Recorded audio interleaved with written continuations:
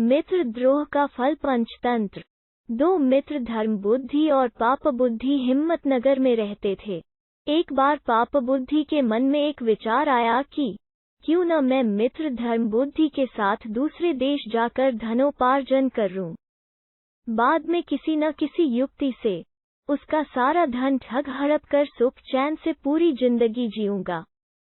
इसी नियति से पापबुद्धि ने धर्मबुद्धि को धन और ज्ञान प्राप्त होने का लोभ देते हुए अपने साथ बाहर जाने के लिए राजी कर लिया।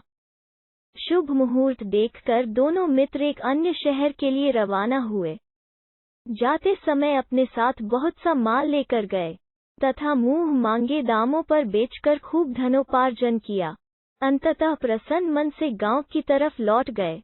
गांव के निकट पहुंचने पर पापबुद्धि ने धर्मबुद्धि को कहा कि मेरे विचार से गांव में एक साथ सारा धन ले जाना उचित नहीं है।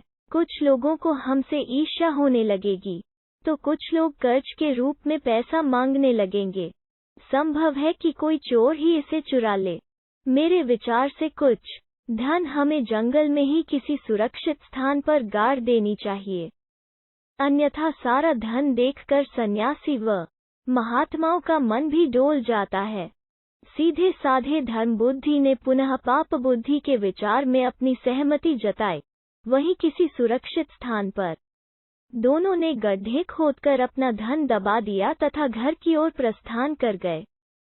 बाद में मौका देखकर एक रात को बुद्धि ने वहां गड़े सारे धन को चुपके से निकालकर हथिया लिया। कुछ दिनों के बाद धर्मबुद्धि ने पापबुद्धि से कहा, भाई मुझे कुछ धन की आवश्यकता है, अतः आप मेरे साथ चलिए। पापबुद्धि तैयार हो गया। जब उसने धन निकालने के लिए गड्ढे को खोदा तो वहां कुछ भी नहीं मिला। पापबुद्धि ने तुरंत रोने चिल्लाने का अभिनय किया। उसने धर्मबुद्धि पर धन निकाल लेने का इल्जाम लगा दिया। दोनों लड़ने झगड़ते न्यायाधीश के पास पहुंचे।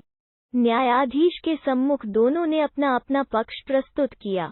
न्यायाधीश ने सत्य का पता लगाने के लिए दिव्य परीक्षा का आदेश दिया। दोनों को बारी बारी से अपने हाथ जलती हुई आग में डालने थे।